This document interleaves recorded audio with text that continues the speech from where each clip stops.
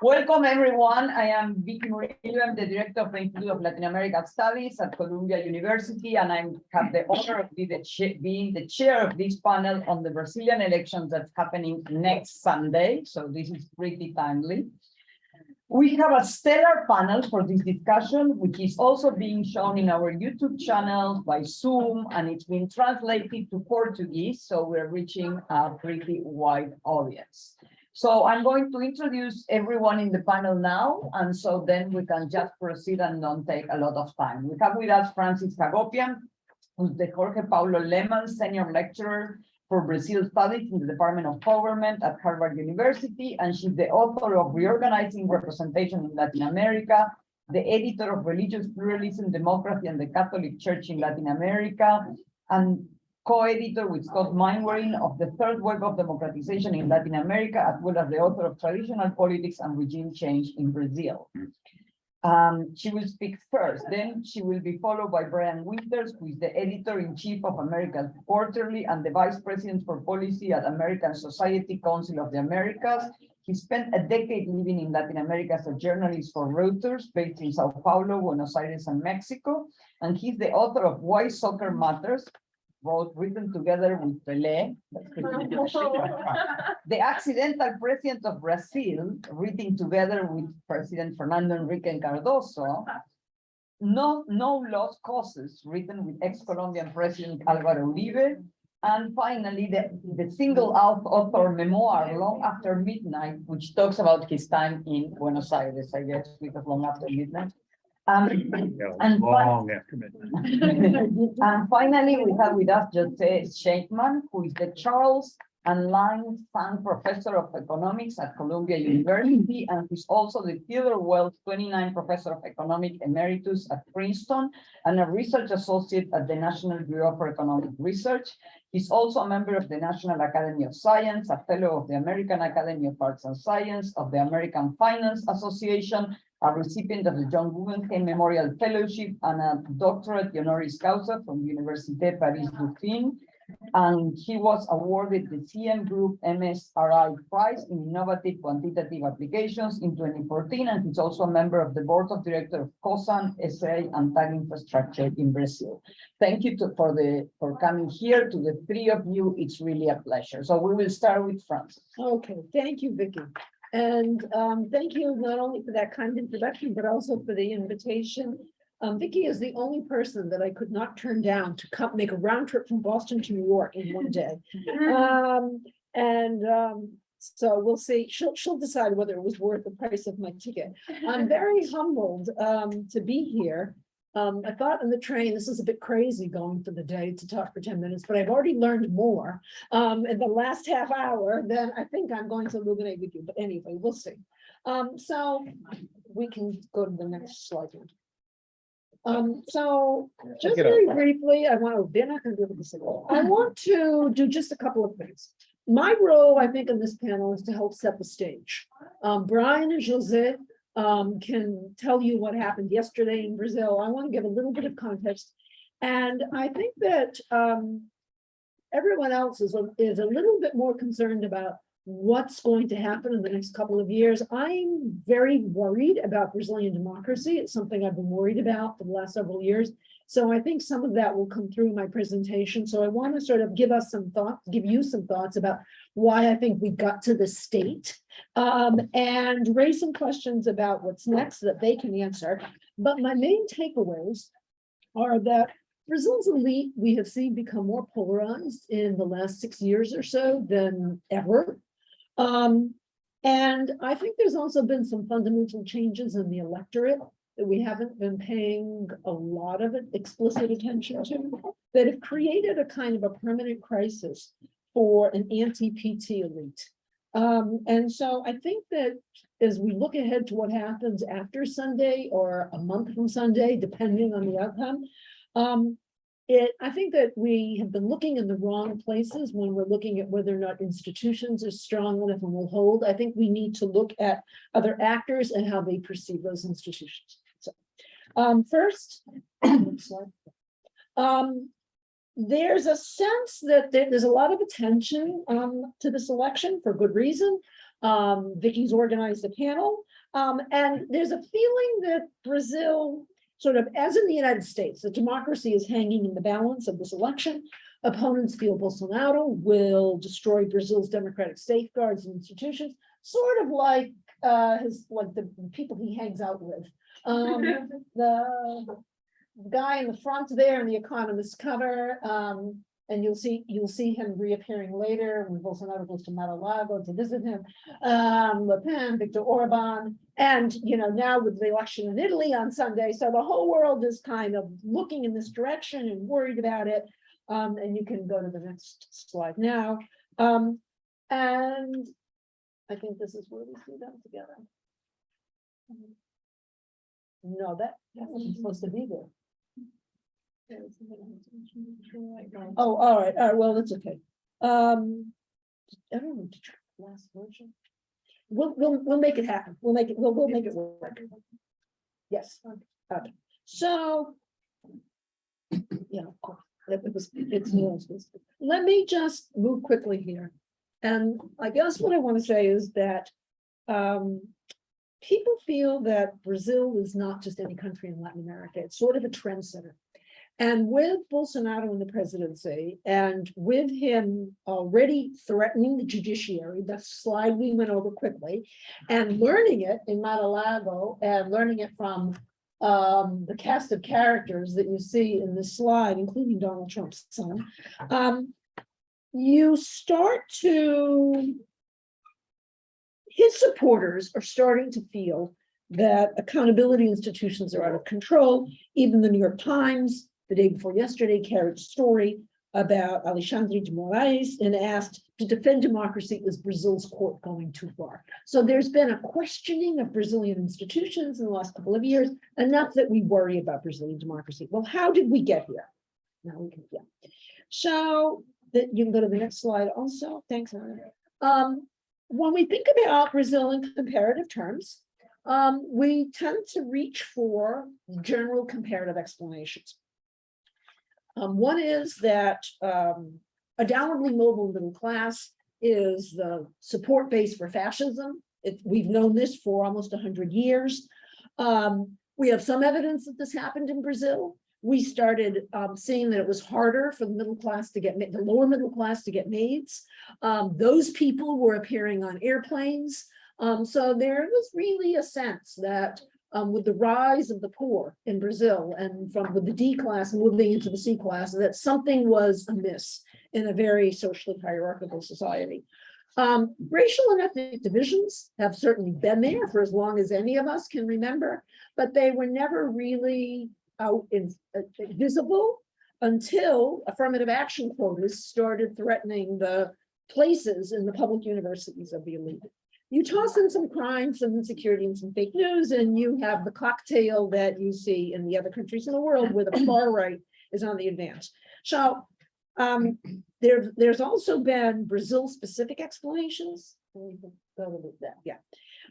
Corruption. There's been lots of scandals. You put them together with an economic downturn, and then you have, again, a very bad mix. Well, my alternative is just got two simple points. You can go to the next. One is that the elite has polarized. The elite, I don't think, was ever really polarized in this way before. Certainly, Brazil was polarized in 1964. But there, the main axis was the elite versus organized workers and landless peasants. Now we saw, again, the Times reported just a couple of days ago that mall owners are saying things like, I prefer a coup to the return of the Workers' Party. And I put down Bloom here on the slide because it reminds me of the expression of the French elite in the years before Hitler crossed the Ardennes Forest, and saying that they would prefer Hitler to the socialist Lenin.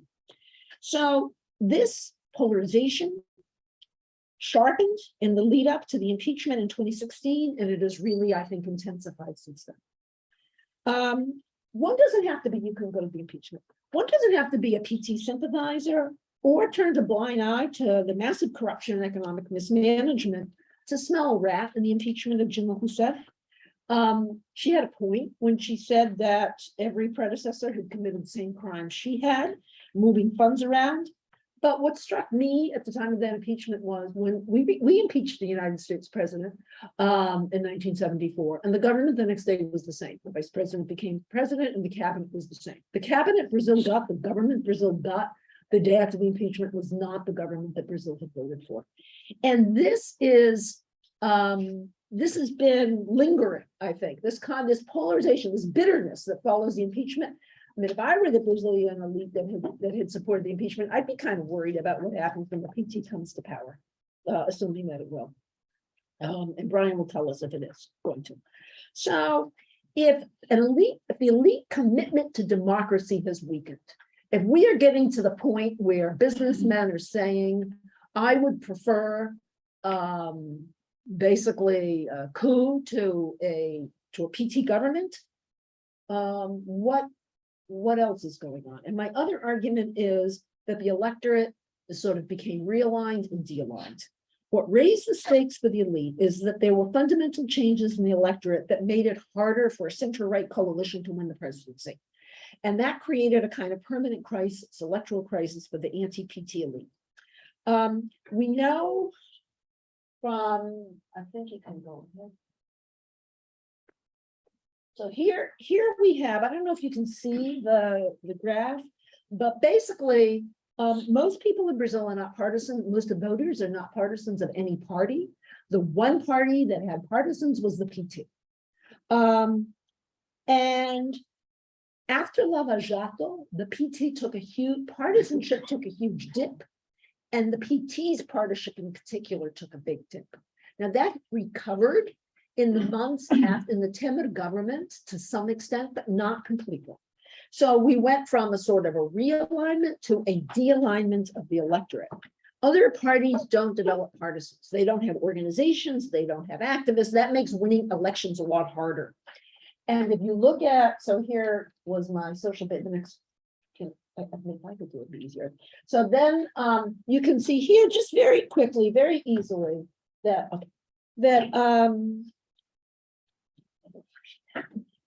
you can see that the poor became the vote for the PT. And that might sound obvious to you. Well, they're the pro-poor party, but it wasn't obvious at all in Brazil. That was not the PT's original electorate. In fact, poor people usually vote for patrons who deliver targeted goods and benefits to them. So all of a sudden, when you have under both PSDB and PT governments, an underappreciated series of state and distributed reforms that made discretion in the delivery of state resources harder, and that lifted to basic survival the D and E classes of Brazil, the extreme poor and the poor, and gave them enough to live on per month and access to healthcare and non-contributory pensions for the elderly. When you do these things, which actually cost very little in relation to the entire budget and in relation to what you give the upper middle class bureaucrats when they retire, in relation to this, you start to see a decline in the attachment of the electorate to the politicians of the right, and you start to see a turnover pretty quickly from the places of Brazil that used to support the right to supporting the PT. And you also see a decline of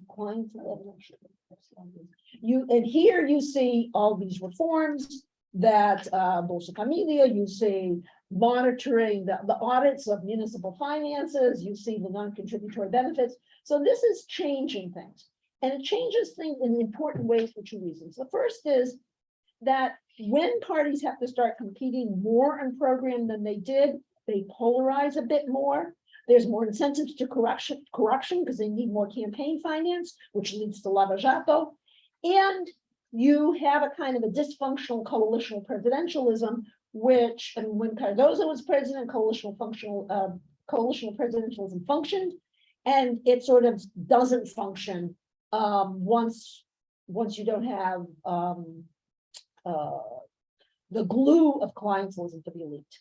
At the party system level, you have a fragmented party system Brazil is off the charts in Latin America in terms of Latin American comparative perspective and how fragmented the parties are. And so the Congress looks like this.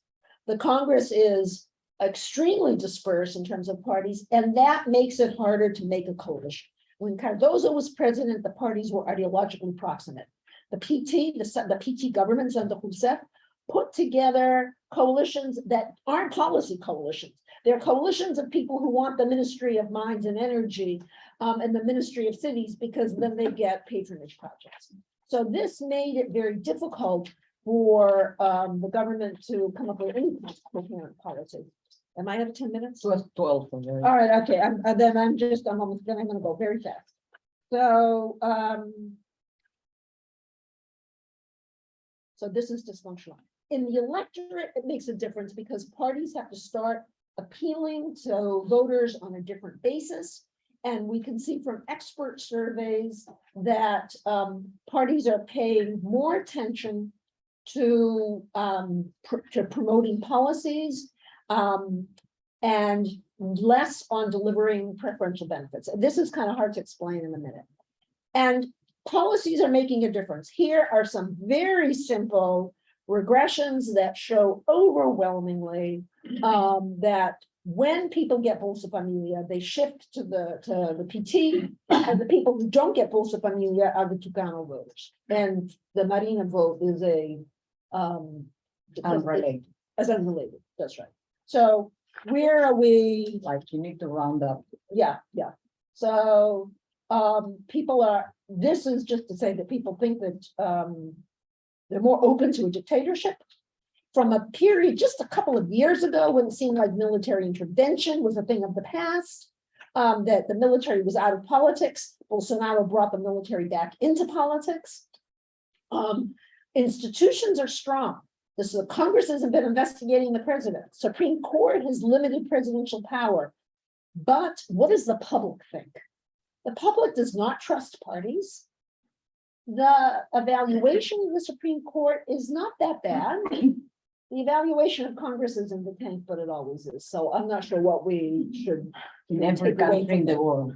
So, but Brazilians trust their voting machines, and more so, if we believe the polls, Brian, more so than they did even a few months ago.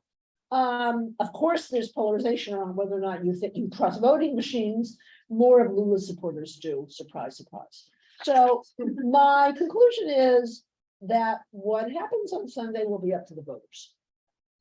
And we're going to hear more about how that vote might go from my fellow panelists. What happens after that, whether it's a second round election in a month or just what happens the day after Sunday, is not going to be just up to voters. It's also going to be up to the elite and perhaps the military, depending on what Bolsonaro decides to do. And we'll see whether the elite will and the military will allow democracy to go forward. And as far as policy, that's going to be José's. So, Okay. Sorry for going over, Vicky. Thank you. Thank you.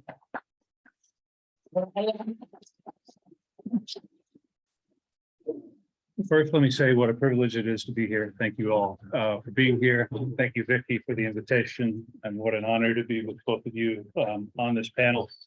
I've been tasked with talking a little bit about the politics of the moment, and in my experience as a Brazil watcher, among other things, I think there are two main questions that everybody wants to know the answer to. The first one is what's going to happen on Sunday, who's going to win? And then the second question is, will the loser respect the result, particularly if it's President Bolsonaro, who, in my view, many people's view, has made no secret of his determination to contest the result and perhaps embark on the kind of authoritarian adventure that we almost went on in this country back in November 2020 and kind of the weeks after. So with regard to the first question, what's going to happen on Sunday? We've had some new polling over the last couple of days that suggests, actually, to the surprise of many people, including myself, it appears that Lula's lead, which had been narrowing pretty much steadily since March, It had been as high as 20, 25 in some of the polls.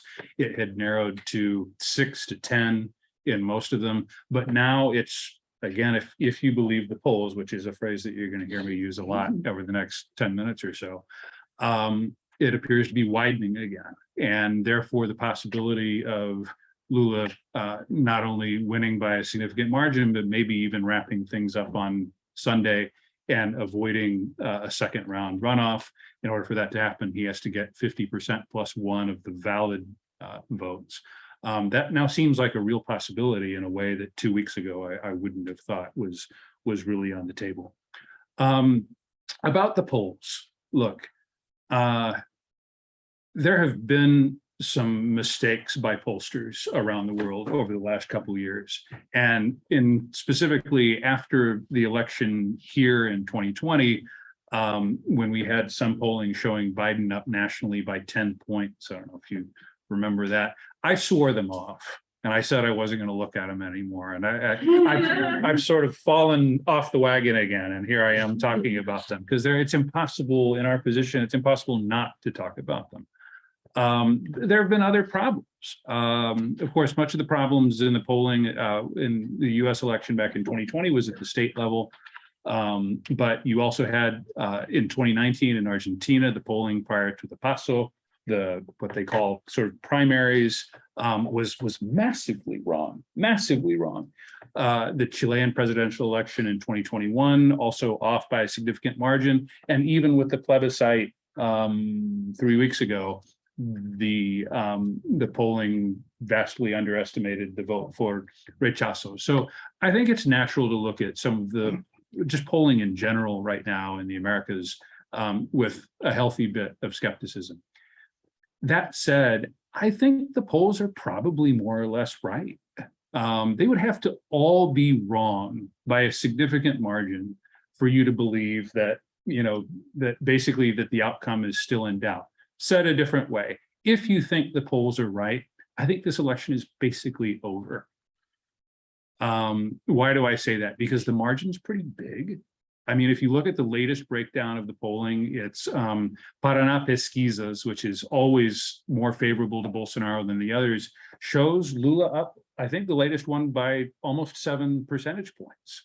And then some of the other ones like IPEC and Datafolha show 14 and 16 percentage point leads. So even if it's a little bit less than that, it's not just a Lula victory, it is a resounding Lula victory, whether it happens on Sunday or whether it happens 4 weeks later when there's a runoff. And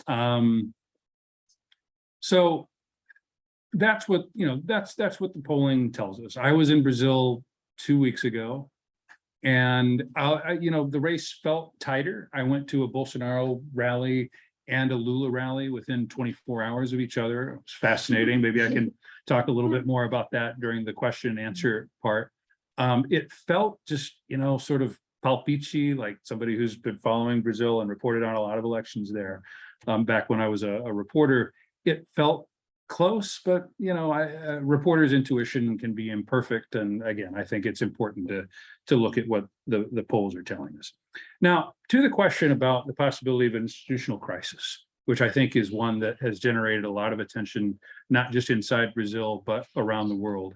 I have written about this a lot over the last year and a half, always asking myself whether, I always kind of freely admit that we all have biases. And maybe one of my biases is being an American who lived through the trauma that we went through here at the end of 2020. When, to me, the real moment of danger was actually not January 6th. It was what happened in the weeks prior to that, when Trump and others were leaning on Mike Pence and the secretaries of state at the state level, really trying to make the machinery of US democracy malfunction, I suppose, trying to reverse the result through those means. And we're still finding details out to this day. It has been reported publicly. I know from private conversations that many of the same people, or at least there weren't that many, but some of the same people who were involved in that effort talked to the Bolsonaro family. Right? It's not it's not a secret. These are Steve Bannon being kind of the most obvious public name, but that's he's not the only one. And Bolsonaro has made no secret of his intentions, as I said before, through his public statements, casting doubt on the electronic voting system, saying that if Lula wins, it will be through fraud, describing Lula not just as an opponent, but as an illegitimate opponent and a criminal. And saying ultimately, to me, still the best window that we got into his state of mind was at the September 7th celebrations last year, when he said that he saw only 3 possible futures for himself: prison, death, or victory. And I think that he has consistently behaved as if he believes that's true. And he has tried to take specific steps, including the reorganization of his ministry, selecting a new general as his running mate, a former defense minister who's much more loyal than the current vice president, who's also a general that proved to be less reliable, Hamilton Mourão. He has been acting like someone who's preparing for this kind of situation. That said, if the margin is anything close to what the polls suggest they are, I don't think it will be possible for Bolsonaro to do anything meaningful in terms of trying to overturn the result. Putting it in number terms, if it's more than 5 or 7, much less the sort of 10 and 12 point margins that most of the big polls show, I don't think it's going to be possible. And look, either way, he's gonna say that there was fraud. He's going to use his social media machine to turn up the heat. He's going to have his hardcore allies saying that the election was fake. But you know, the doomsday scenario, and I use that term as someone who, you know, I'm American. I don't have a candidate in this race, but I do have values. I do believe in democracy. And so the doomsday scenario for those of us who want to see democratic continuity was that part of the armed forces would go with him. At this level, like if the victory is that resounding, I don't see it. If I have, what's my time? I'm sorry.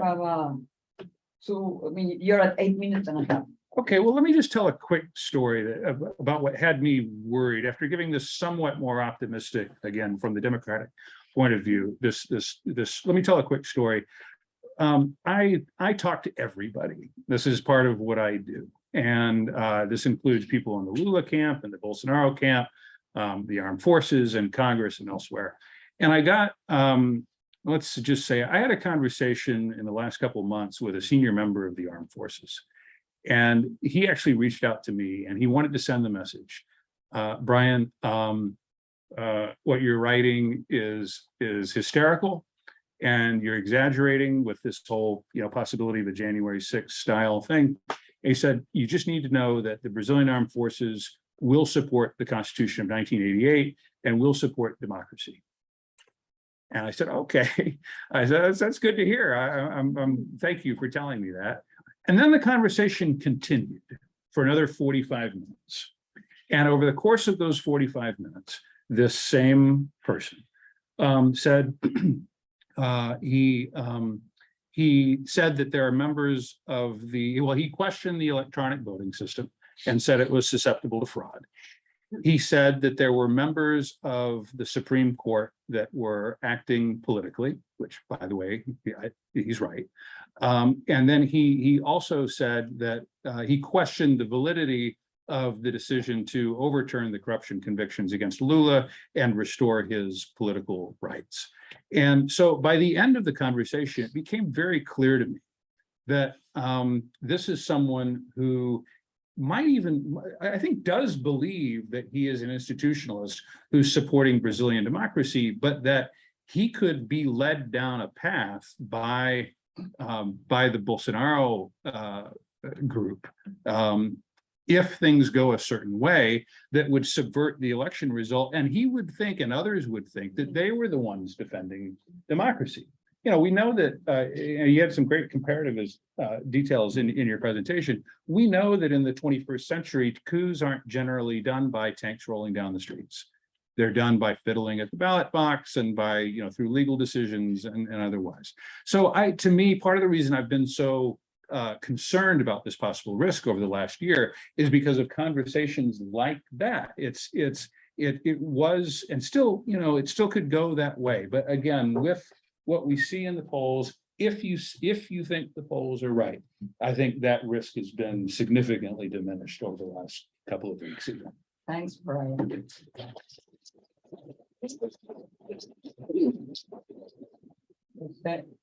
I'd rather stand and use What? computer myself. You can do it from there. Yeah, we're gonna do it from here because this computer is not working. for the- So you can- My giant head's gonna get in the way, so I'll move. I'd rather stand. So I'm gonna get it right.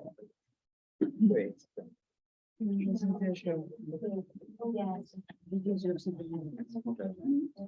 I have one. Yeah, just this, right? Yeah. Okay. That's, That's just it, yeah. Let me give this back to him. This way, right?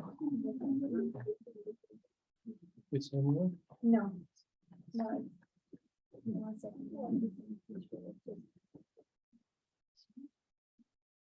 They're not connected. You're showing the right slide. Okay, great. So there we go. Go back.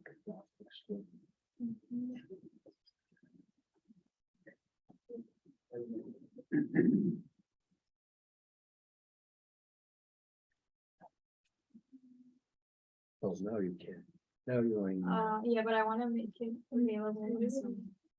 Now this one's one. No, that one. Why can you keep going? Yes. so how this technology is for. So what the slides we're working on this computer. is Oh, now it is, slides. right. Now it's there. Okay, don't touch it. Keep it, don't touch it, move it with like the arrows, but Okay, it's just, yeah, Yeah. okay. Oh, it's not so.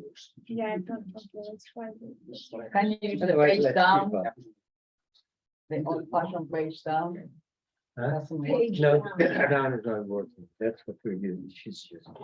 it's not doing it. Let me see. Okay, maybe I should just talk. We will trust what the data that you mentioned. No. Yeah, I'm not gonna have any, I had one slide I wanted to show, but that's not so. Okay, well, she Okay. puts the slide, you can Well, you start. can put the one slide up and then you start talking, and she gets the one slide in line. There's a graph further down. Okay, You want to start with the graph, right? yeah, just the Yeah, graph. there we go. Okay, that's the Okay. only one I. That's it. All right. So let me start by saying that, can you show it here? Or maybe not. Yeah, I can. That the winner of this election is gonna face a very difficult economic scenario. Where is the winner? The politics of Brazil, and Frances talked a lot about this, and Brian too. I think it's gonna make it harder, and I'll explain why. And it's also the question that we're gonna face a difficult economic landscape. Right. So that's a combination which is very hard for any country. I think the international economic scenario is going to be quite negative, which will mean that things are going to be hard in Brazil too. But I think we have our own reasons to be in bad shape. So let's talk a little bit about the Bolsonaro government, the way I see what happened in Brazil between 2019 and 2022. The first thing to understand, and this goes to Brian's question, I think the best way to characterize is something that was said by Trump first, about Trump first. The Bolsonaro government is really a hackistocracy. So it's a government by the incompetent, if you don't know what it is. And that has saved Brazil. I think that would be a much worse situation. There are some competent people in the government. So I also think that's true about many of the things that happened in the Trump government, if they had. Yeah. So the second thing, and this is what this graph is going to talk about, is that he surrendered, because of his incapacity to get anything done, he basically surrendered the budgetary process and the expenditure process to the Central. So Frances talked about how Parliament can't articulate themselves. They did very well in this government, incredibly well. So they run there's something, the Brazilian Constitution forces a lot of the expenditures, says you have to spend money in X, Y, Z, etc. Only about something between 10 and 5% of, as little as 5% of the budget right now is what discretionary expenditures, where either the central, both the central government and parliament must approve. Now, the old days is that the central government will make choices, parliament will approve. Now, the parliament makes the decision themselves, chooses how to spend it, and controls the money.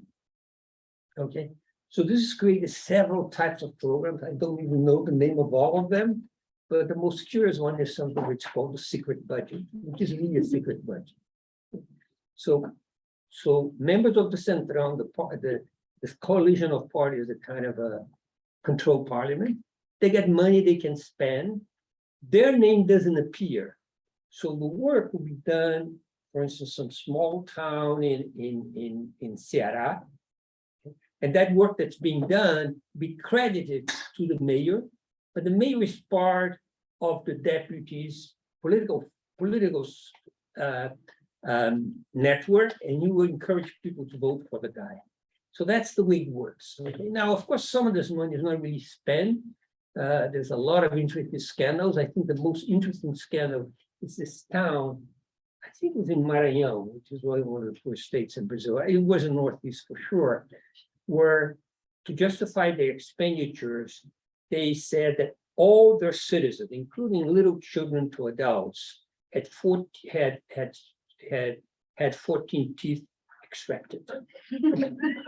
Okay, so very interesting thing. So now, okay, are you going to do this? You can go. All right. Okay, great. So here's what happens. It's I think what I think the Paulo de Centrão, that's how I cut the slide. And as to it's not mine, it's done by Marcos Mendes, who is a colleague of Rodrigo Edinsper. It's a wonderful graph. It shows of the total amount of discretionary expenditures, how much is controlled directly by Parliament. So historically, it only controls some expenditures. There's things called emendas dos partidos, das bancadas, which were, they got a certain amount of money. So that's what you see pre-Bolsonaro, his number is around 5%, there's some variation year to year. And then it started zooming. For the 2023 budget is a third, 32% to be precise. So 32% of discretionary expenditures are completely controlled by government. So these guys can actually organize themselves, apparently. Now, the other problem for Brazil, of course, is its incentive. One of the things most serious were incentives given for deforestation and mining in the Amazon.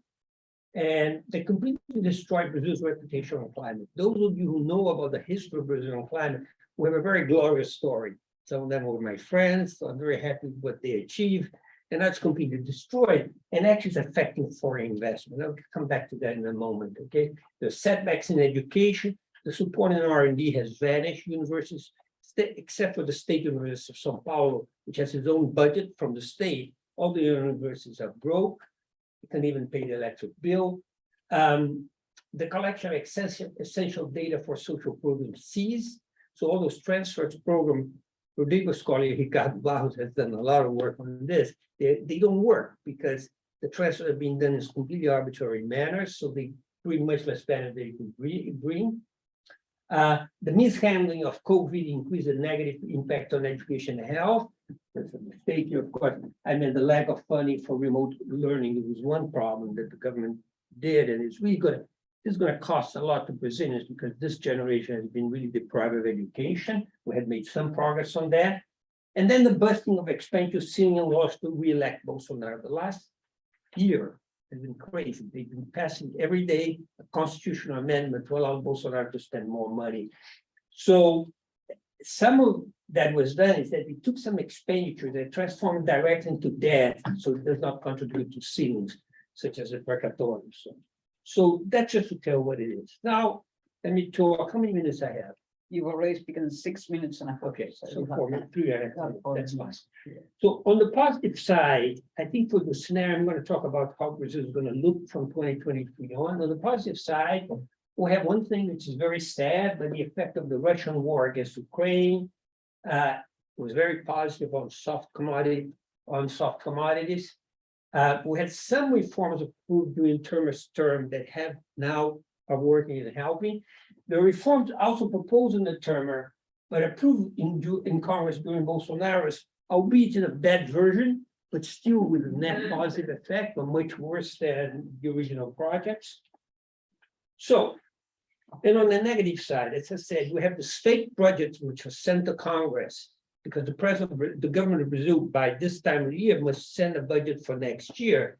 That budget omits the cost of the higher transfers that are being paid. He puts 400 reais instead of 600, which is a huge difference. All the tax subsidies to sector are not in the budget, even though the Brazilian government is subsidizing, a lot of sectors, but in particular, oil and diesel and gasoline and all those things. And some compulsory expenses, okay, that there's things missing there. You have to spend a certain amount on health. That's not in the budget, okay? So that budget doesn't mean anything. So anybody who comes in is going to have a huge fiscal problem. I think it's going to be very difficult to misuse. The history of Brazil is that you create a tax subsidy for a sector, it never disappears. And Bolsonaro created a lot of them. And so the next president, I don't see how he's going to do that. We have the Zona Franca de Manaus, which was the most inefficient transport program in Brazil. It's 50 years old, right? It's going to continue forever. So you also have the costs. You have to return a country, and I'm sure Bolsonaro won't try it, but the Lula government is going to have to bring support back to R&D, education, to climate policy, etc. And the secret, but the other problem we're going to have is that I don't know what Frances thinks, that's her specialty, but I do think that the Centrão is going to be bigger and stronger, because this guy is spending a lot of money in patronage of politicians that control people. So I will be very surprised if there are few of those guys, even in the Lula victory. Now, so we do need reforms, and here are a list of reforms, and they'll talk more about them. And the letter next week, who I think is more likely to do it. Okay, the first one is climate policies. That's urgent. Brazil has huge opportunities on climate, but to use them, we have to kind of reform the way we're treating it. I think because I think Lula will do it more likely than Bolsonaro. I'm convinced that Lula has been talking to people. I'm convinced that Lula will do something with climate very strong. We need a tax reform. We have the worst tax system in the world. You cannot imagine a worse one. And plus, we have very little progressivity on top of that. So that's something we have to do something about. I think Lula is more likely to do that. We have to try to regain control of the budget from Congress. I don't know how you do that, because again, they have the power.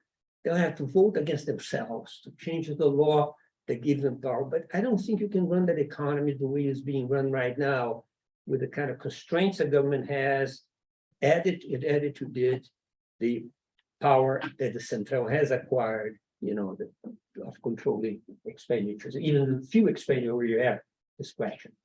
And finally, we needed a reform of the public sector. We don't have time to talk about this, but Brazil is a particularly inefficient public sector. There's no country in the world whose government collects so much money, has such a bad system for waste, water and waste. Okay, nobody, 40% of Brazilian households are connected to a waste system. You get countries like Colombia, which are poor, probably more difficult because of topography than the 70s. Yeah. Okay, so the numbers are completely, and they collect less taxes than poor countries. So I think the public sector reform, that's the only one I think Bolsonaro is more likely, because Lula is very connected to the public, to the unions in the public sector. I think that's going to be hard. I think he understands, but it'll be hard for him to do that. Thank you very much, and thank you, Vicky, for the invitation. Let me start with some questions, and then we open the conversation to your questions as well. I mean, it seems to me that so one thing, whether the polls are right or wrong, I mean, I'm not going to discuss how right or wrong they are, they still shape voting behavior. So even if they're failing, the fact that they are showing such a close difference is going to affect the calculation of voters, in particular of voters that were, deciding their vote for someone else. So my question is, how do you think that playing out in the day, from now to Sunday? And if Lula falls short of the 50%, say he gets like 49% of the votes, do you guys expect increasing polarization? Because as opposed to the rest of the Latin American countries, where the first round has produced a lot of fragmentation, we already are seeing pretty significant polarization. And in particular, do you expect Francis the elite to bandwagon behind Lula because he looks like the safest choice? That seems to be, from hearing both Jose's presentation and yours. I mean, where do you expect the business community to side if that is very close? And then for the three of you, and we had a little bit of, I'm very concerned, even if Lula wins and Bolsonaro ends up accepting the election, of what would be a Lula administration? It would come back to power. People remember the glorious days of the early, of the 2000s, during the commodities boom. There were tons of resources, a decline of poverty, decline of inequality, tons of money for research and development, so on and so forth. But now, from what I hear from Jose, I mean, there would need to be an adjustment, and that's not such an attractive policy for building a coalition. He built a coalition. So Francis told us that, when he arrived from the vote of the kind of upper middle class. That's pretty common. Like, that's the Peronism story in Argentina in the 1940s. The kind of more modern part of Brazil, in southern Brazil, and then thanks to the resources distributed, he won the vote of the northeast Brazil, right, and the more poor areas of Brazil. But if he comes back to power now, he comes back to power with fewer resources to build a successful coalition, with a much stronger central, as we just hear from Jose. So I am much more, and with a population that now has much higher expectations, because when he arrived in the early 2000s, yes, the business were afraid of him, and then he calmed them down.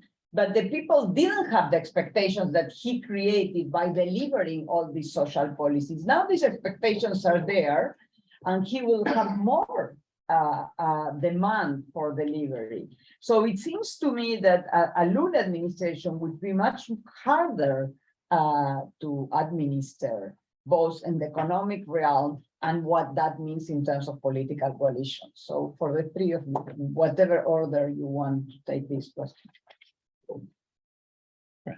Oh, okay. I think that there's two groups that I guess I'll respond to. One is the business community, the other are the politicians.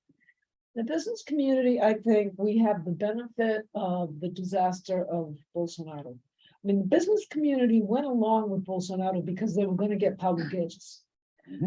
And, I don't think they got what they bargained for. Now, when I say the business community, I mean sort of the Paulista business community, not the loggers of the Amazon. Or the even agribusiness of the So, but I mean, just looking at the people on, I still call Faria Lima, but I know they moved up to Itaim. Huh? The Brazilians still use that term. Okay, so I think that what will matter is who be Lula's finance minister. I think that they think Lula was okay. I think they're more afraid of Blysey Hoffman than they are of Lula. So I think there's a chance there. Now, if they could get a tax reform and a public sector reform from Bolsonaro, they would do it. But Brazil has needed a tax reform since I've been studying Brazil, and that goes back 40 years. So Brazil needs a tax reform, but it lives without one. I mean, I don't know quite how, but it does. Sort of how it lived with inflation all those decades.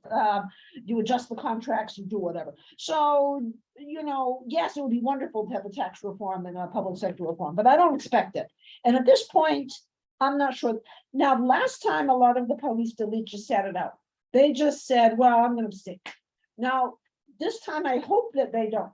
I mean, I hope that they decide that democracy is on the line and we disagree about policy the day after the election. But, they don't do what I say. So,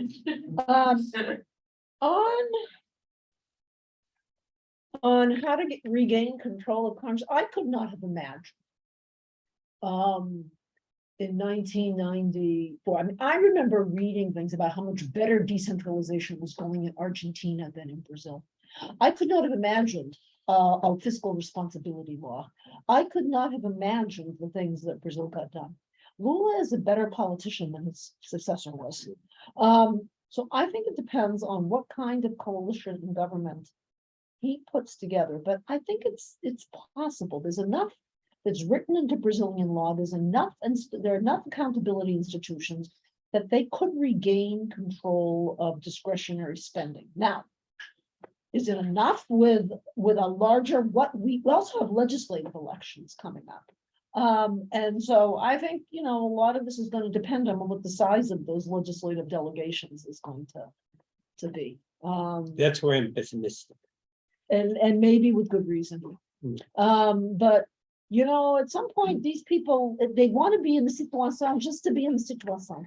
So, if they can't have what they could have under Bolsonaro, they might take the best deal that they can get. I think that scenario is like great that you raised, but I think it's a little bit open.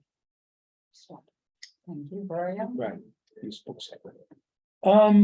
So you asked about the influence of polls on the electorate. Interestingly, and I know totally unintentionally, you have replicated one of the great battle cries of the Bolsonaristas in the final days of the election, which is that it's everywhere. the polling is essentially a conspiracy in order to induce more people to vote for Lula. I mean, I'll leave the conspiracy part aside, but the effect that it has, I think it's interesting to back up and ask, why is the polling, if you think the polling is true, why is the electorate breaking this way in the final days? And why have they defied the expectations that I had and that many people had, that with the economy improving, as it has throughout much of 2022, and with the 50% increase that was given to then now it's branded Auxílio Brasil, the social welfare payments. Why didn't that move the preferences of the electorate? And maybe that's a separate panel. My shortest answer, I think there's three things. I think one is, I think that memories of the pandemic are still very strong. People remember how much worse it was than it needed to be. Remembering that not only was Brazil's a very populous country, and so the numbers are very large, but even on a per capita basis, according to the Johns Hopkins database, I just checked these numbers the other day, it's still among the 15 worst countries in the world in terms of registered deaths from COVID-19. He also took an attitude, a posture that was anti-science in many cases. And it's also true that this is a history that has repeated itself all over the Americas. According to one count, incumbents have lost 13 straight elections in Latin America. To say that just being an incumbent is enough. Even You that, don't need them all. even that's enough. So I think that these are kind of the bigger structural factors. And there is one other hypothesis that, so Frances mentioned the data on partisanship, but she didn't mention the data on anti-partisanship. So Brazil does have a pretty strong number of people who feel they're anti. So there's a long data on the study, the anti-petismo, as a pretty strong political identity, and there might be an anti-Bolsonarismo. So you don't even need a second round, because the second round in other countries is you have nobody likes anyone, you get two more or less, and then the one you hate the most, you vote for the other person. Yeah. Here you already have two that are really strongly hated. Yeah, no, that's true. But it's also, look, one thing, as somebody who looks at all politics in all of Latin America, I always try to remind myself that in normal circumstances, Brazil, I don't know if you agree, but I always think of Brazil as being a fundamentally apolitical country. It's not a place where people are really dialed into and thinking and talking about politics all the time under normal circumstances. At the other end of the spectrum, we have Argentina, where if you turn on the TV at 9 o'clock at night, it's going to be people arguing with each other about like what happened in politics that day, public affairs programming and the like. Brazil, it's telenovelas and soccer. I'm generalizing a little bit, but I've lived in both countries and I feel that they are on opposite ends of the spectrum when it comes to engagement in politics, which is all to say, I think that, you know, we sit here in settings like this and we talk about, you know, ismos and other things. I think that this election for most voters, and the polling bears this out, if you believe polling, comes down to a very simple calculation, which is that Lula was president during a very good time for the country. And the last couple of years, in fact, going back to before Bolsonaro was president, have been terrible. And they now want to vote for Lula because they want to go back, or at least try to go back to when times were good. This includes millions of people who voted for Bolsonaro in 2018 and have, part because they were angry at Lula and the Workers' Party, and have basically made their peace with it and decided, I thought Lula was bad. It turns out Bolsonaro's way worse. And if I had to summarize this election in a couple of sentences, like that would be it. Vicky, you asked a lot of questions. I'll maybe just try to break off one or two because I know people in the audience have questions too. I do think you asked about expectations for the Lula administration and kind of what would happen with Congress, which is another way of saying what's the political environment he's going to be operating in.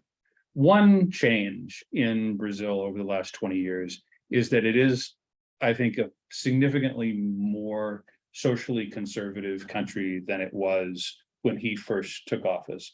That's partly because of the growth of the evangelical Christian community, which has famously gone from 10% of the population in the 80s to about a third of the population today. It might be more, nobody knows because there's not been a census done since 2010.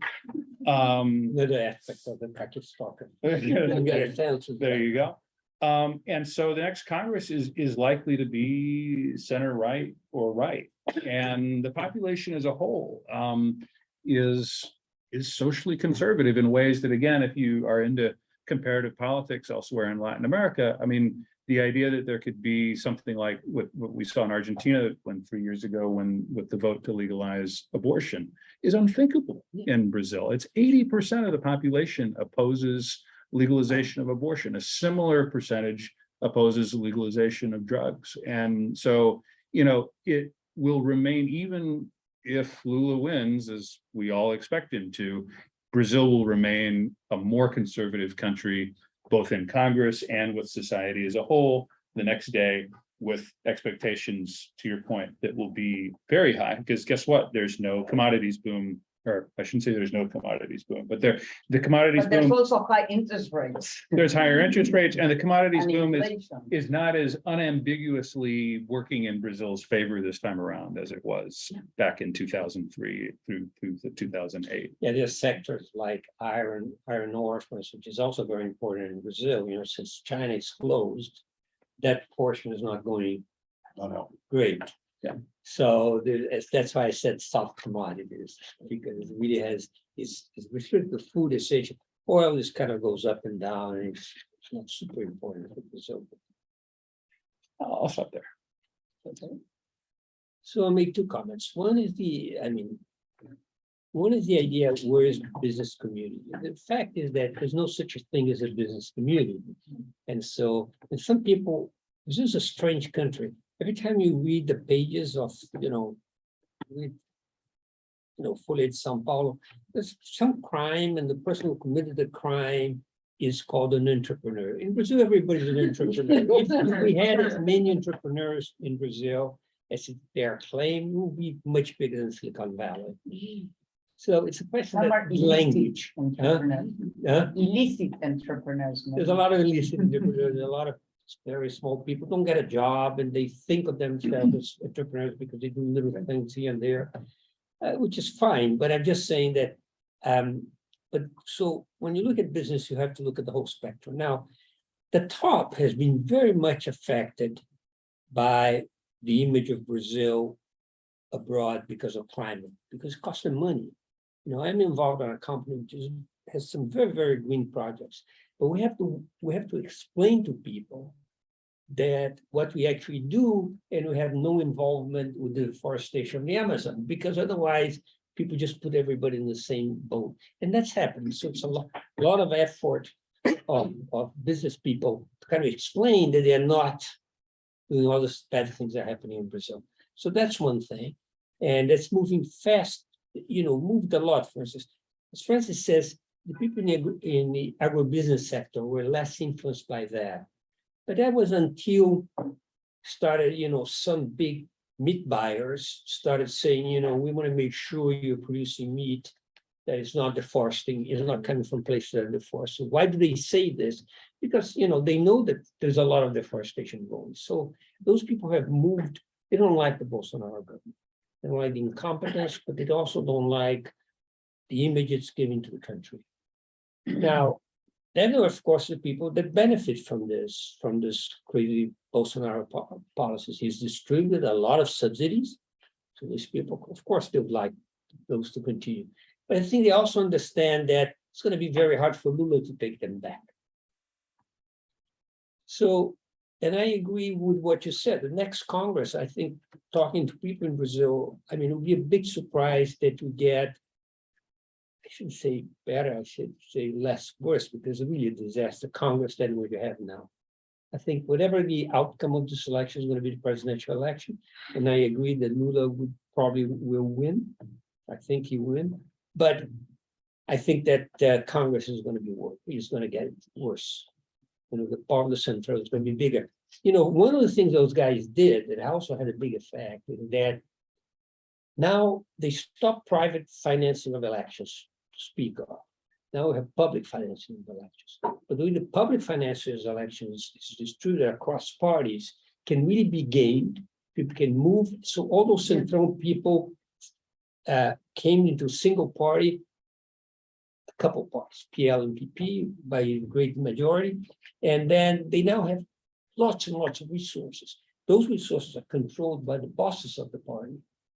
And they are giving it to the worst guys because they're they are the worst among their party, and they're going to choose the, you know, even moderate people within their parties are not getting their share. So all the expenditures are going to very bad candidates. And those are the people who are going to be elected. Okay, so yes, Pedro. Hello, And please, introduce yourself for us. Yeah, people stand up so I can see Francis. Hey everyone, my name is Pedro. I'm an undergrad here at Columbia studying history. And I'm also a journalist, and I've been tracking the polls in the last months. And one thing I wanted to ask both Brian and Jose is about Bolsonarismo outside of the presidency. So we see from the polls that like Bolsonarista governors are polling very well, even though IPEC polls show that they're, you know, losing ground in the last few days. For example, Zema, Claudio Castro, a bunch of, you know, pro-Bolsonaro governors. And my question is, do you think that if they win, which is what it seems like, will they keep coordinating what the Bolsonarista movement is, kind of like it happened in the US with like Ron DeSantis and other governors? I think it's very different, but like, do you think they will be able to maintain these like anti-democratic movements in case they win? And then how will Lula have to pair with that, having to do with Zema, Claudio Castro, and so on? Maybe I can go first. Yeah. I look, Mauricio Moura's firm is, what is it called? Idea. One of the big Brazilian pollsters just published kind of an updated guess of what the composition of Congress is going to look like after this election. And it shows that the PL, which is Bolsonaro's party, would have the biggest group in Congress, followed by the PT, and then kind of an assortment. All central. Which of course, I know that there's a lot of Brazilians here and a lot of people know Brazilian politics really well, but you know, the irony of the name Centrão is that they have nothing to do with the center, ideologically, right? and those of us who write about Brazil always kind of struggle with how to translate it and explain it. I once called it, I think, an ideologically amorphous group of legislators who, you know, tend to ally themselves with the highest bidder. But they're likely to be very important as well. But there's difference, there's nuance there. I mean, you know, Castro is clearly Bolsonarista, but Zema, I don't know. And one of the questions I've asked myself as the polls kind of have been breaking this direction over the last couple of days is I've started wondering, like, what happens to Bolsonarismo if he loses by some of the margins that are showing up in these polls? Will he retain his primacy as the leader of that right-wing space, which, you know, at least at one part in his government also included parts of the center right? And my base assumption has been, yes, that he will continue to be relevant and that he, depending on what happens, he will face legal trouble after he leaves office, but depending on what happens to him, maybe he could be the candidate in 26, maybe Eduardo Bolsonaro would be the candidate in 26. But the thing is, if he loses by 10 or 12 or 15, I think I would guess that there would be a questioning of his primacy as the future of the Brazilian right. And to your question, I mean, look, conservative does not necessarily mean anti-democratic. Right? I know that's not what you implied, but like there is a legitimate democratic right and center right in Brazil that is not going to be constantly warring with Brazil's other institutions and threatening, you know, making little innuendo-laced comments like when he said to the police cadets last year, if it was up to me, this isn't the system that we'd be living in. I mean, all the little sort of breadcrumbs that he's dropped along the way to suggest that he does not believe in institutional democracy. He doesn't. He has told us he doesn't over the years. And so one final thought, I've always thought that Bolsonaro was trying to import a US inflected brand of conservatism that did not make sense in the Brazilian reality, right? He was too in love, my personal opinion here, he was too enamored of Trump and believing that Trump was the example to be followed. Classic example of this is the right to bear arms, which polling shows is a huge reason why he has not connected with many voters, and polling suggests that it's one of the reasons that he trails so badly among female voters, which is really the reason he's losing this election. So, you know, if he loses by 10, 12, 15, some of these bigger margins, I think that some of the other faces on the Brazilian right will say, you know what, this guy actually he had it wrong. And if we put our weight with him, if we cast our lot with him, it's not going to go well for us over the next 5 to 10 years. So we'll see. I mean, a lot depends on what these numbers look like on Sunday and then later in October. Pedro, I basically agree with Brian. I think that Claudio Castro's destiny will be that of all the previous governors of Rio. It's going to jail. It's going to go to jail. I mean, I don't know, I can't predict when, but I think, you know, very low odds of, except, you know, very bad odds that that's where he's going to end up. So I don't think he's a player of the game. Now, Zim is a different guy because I think he would try something that hasn't really existed in Brazil for a long time, which is like a center-right politician trying to, you know, play the game. I mean, there's Bolsonaro, of course. There's other center-right guys. They're not center-right. I mean, the PL, I do not characterize what the PL is ideologically. My prediction is that the PLs would make an agreement with Lula. And there will be no ideology involved. There'll be jobs, there'll be, you know, money, but there won't be any. I don't think those guys are ideological. I don't think the leader believes on anything. You know, the guy, name of the guy from Piauí, who's now the head of Casa Civil of Bolsonaro. Nogueira was very close to Dilma. Yeah. So, I mean, I don't think he would even hesitate in joining a Lula government or putting his efforts into Lula and so on. I don't think that's going to be a question. But there may be some ideological, and I think Zema is more like a guy has some ideas about how the country should be. As to Bolsonaro's leadership, let me tell you this, I don't want to say much about this because I was completely surprised by the durability of Trump. Yeah, but Trump lost by 100,000 votes in 3 states.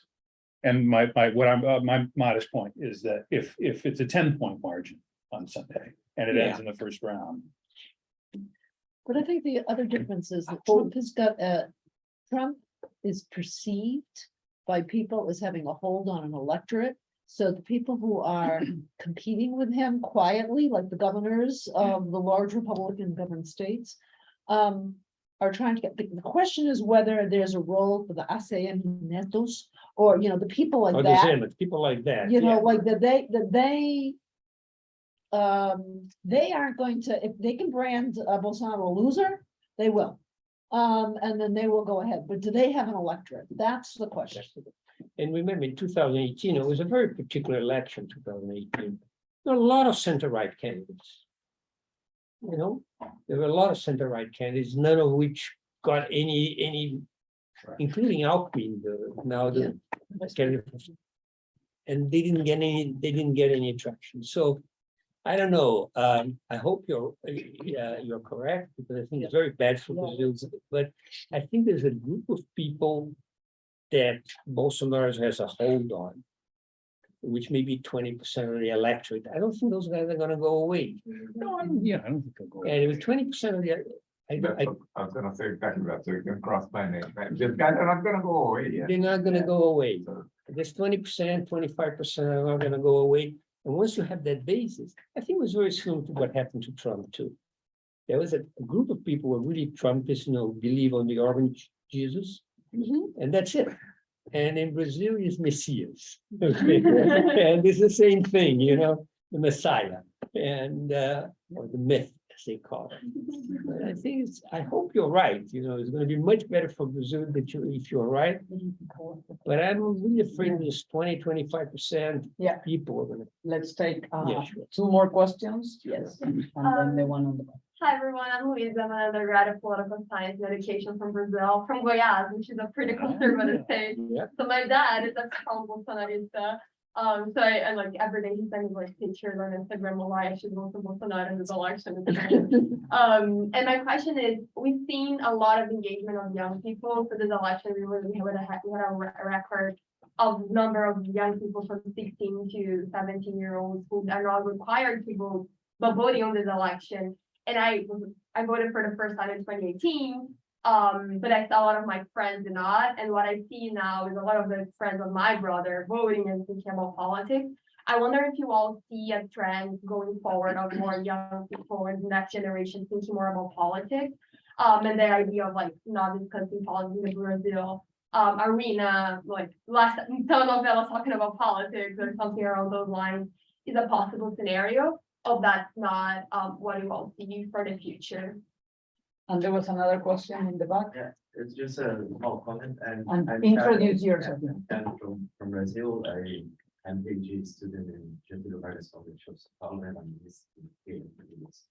My comment is on Trump's and Bolsonaro's similarities or not. And what I'm pointing is that one big difference between them is that Trump also did very well inside the Republican Party, and Bolsonaro is not. He received less money from this party than even some federal deputy. So he's not strong in any party. So he has less, roots in institutions that could perpetuate him. And if you look at the governors that are Senate, all the candidates there will always be very Bolsonarista, which were not Zema and Castro, that were more opportunistic. They are losing the vote. So more optimistic. Any thoughts on the, and any other question before we get back to them, because it's true, we don't have that much. Yes. Quick. Yes. Maybe the answer could be You wrong, also but need to I just introduce wanted, yourself. quick, just 30 No, seconds. but please introduce yourself. Oh, I'm sorry, Fernando Sotelina, also a professor here teaching international banking, career in banking, so there's a bit of a finance angle here. 2002 and 2022. It doesn't rain in 2001. Lula becomes president in 2002. He says, I inherited a disaster. In reality, he inherited a very hard job that had been done over many years. And Scheinkman showed some of the important reforms that had taken prior, in 2022. In spite of all the confusion, volatility is much less in 2002, in part because of foreign exchange reserves. And you now have a history of problems, but perhaps also a great opportunity, because you cannot toy for much longer with a lack of the bullet 2 and 4 of that slide. Okay. So whomever is elected, that if it's Lula, markets would probably react very well. If there are signs that are good in that direction, and that has to do with style, leadership, and names to be announced. So the question is, based on your understanding of the situation now, how likely it is that whomever gets the faixa presidential will use this opportunity for good, understanding that they'll have to work with Congress. Okay, what do you In other words, are we going to have progress for another 20 years Okay, any other? sideways? We don't have, so yeah, let's take another question and then get back. I'm a new Matheus. I'm also from Brazil. Sou brasileiro aqui, né? Yes, and I'm studying a master's degree here at Columbia. Just on your against what you mentioned, Brian, I don't think Brazil is very political. And I think it's with all due respect, almost simplification of the complexities that we have. I think Brazil is probably not very ideological. I think the issue that we are facing right now is really a matter of how people enter politics. They feel like if you see this anti-petismo and anti-bolsonarismo, there is politics, right? Politics is not necessarily always ideological, but people want to participate. And if you look at historical aspect of Brazil, let's look at 2013, when people took on the streets. Brazil is a new democracy. People feel like they want to integrate. So I feel like, and if you also look at the participation of young people in politics, it's increasing. They're running for office. They're becoming more and more vocal, even in the media.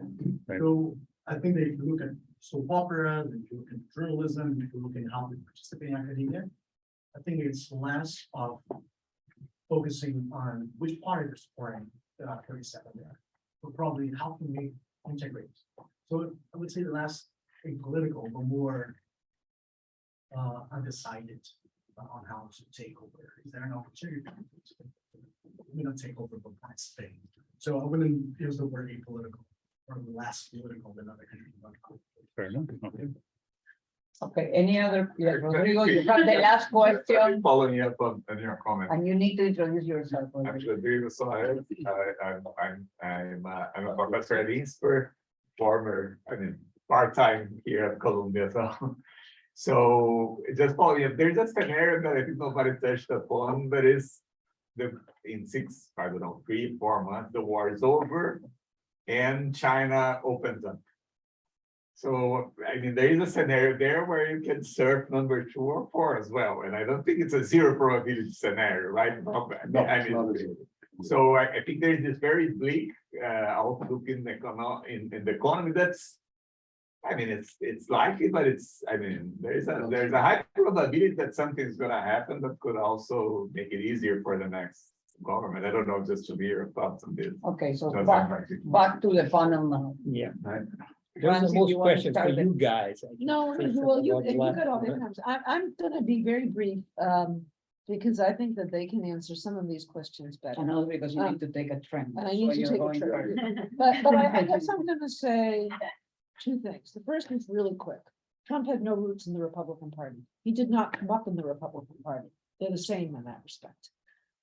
He was just better, he was a better crook than Bolsonaro in terms of convincing people. And then he used free television coverage. I mean, I could go on and on about the resources of how he financed his campaign, but he had no roots in the Republican Party. He took it over. I think the question about young people in politics is really interesting. I wanted to ask you why you think more people are registering to vote now, but I'm not sure that we have time for back and forth. But I guess what I would say is that I don't have an answer about whether or not more young people are going to vote or this is going to continue, but I do think more young people are getting into politics. When I remember, so the best thing I've ever done in my career was Tabata Amaral was my student.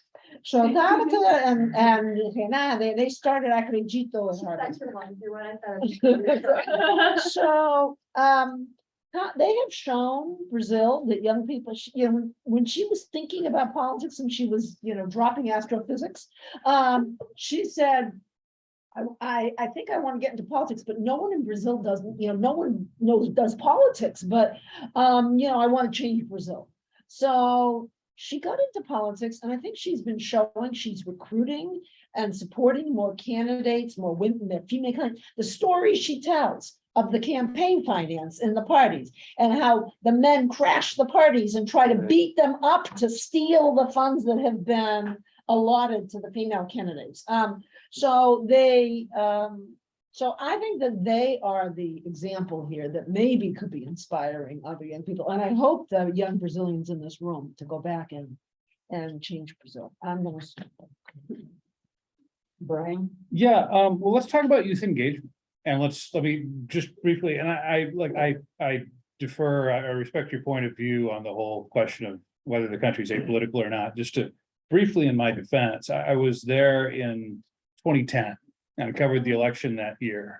When I got there in June of 2010, the election was in October, and Dilma Rousseff's name recognition was in the single digits.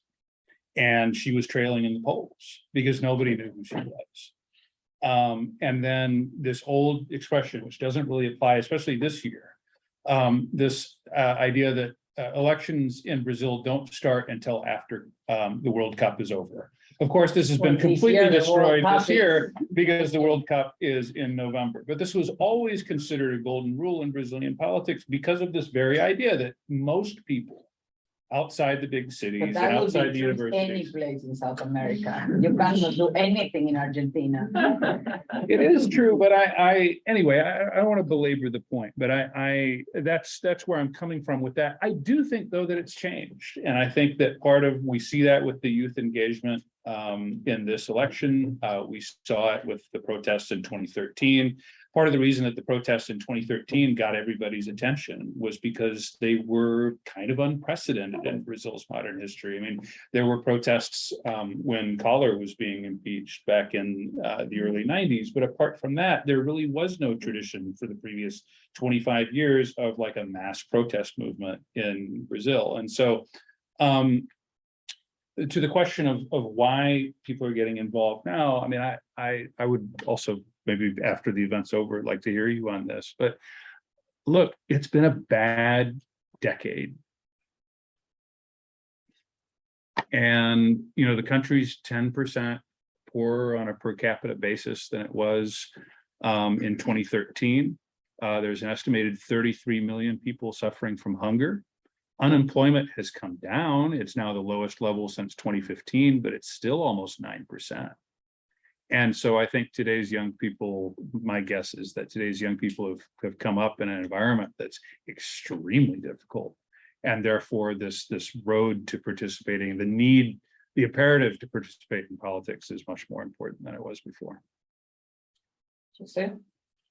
Well, I could say something about. Yeah, you have two economic Very questions. fast, yeah. That have Which remained unanswered. yeah. So let me start with Rodriguez, which is easier, I think. Of course, nobody knows what's gonna happen. Look at the US stock market, today is up 2%. Yesterday was down, I don't know how many percent. Nobody knows what's gonna happen. It's very volatile. And I think your scenario is a possible one. and this is just my personal opinion, that I think it's more likely that China would start again and we'll get more demand for iron ore and so on, which also would make things easier in Brazil. Then the European war, I'm very pessimistic about the European war. I think the European war will finish when Putin falls. But I have no, Francis and Brian can say those things, can do it much better than I do on this topic. Now, I do think that what you said, that it may be that if things get better, we won't need to do everything we need to do here, for instance, or it's also possible that they will.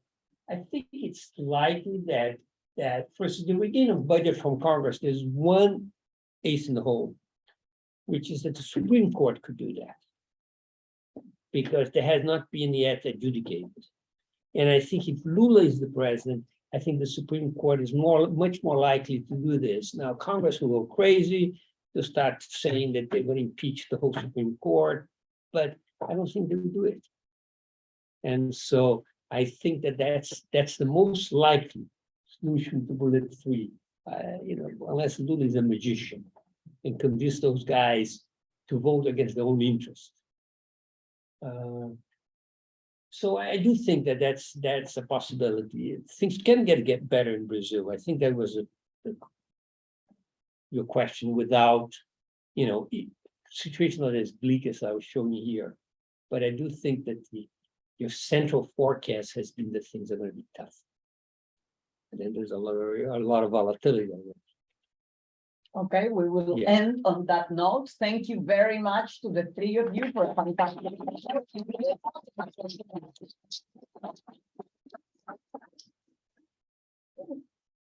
So you have to run. Thanks a lot. Francis.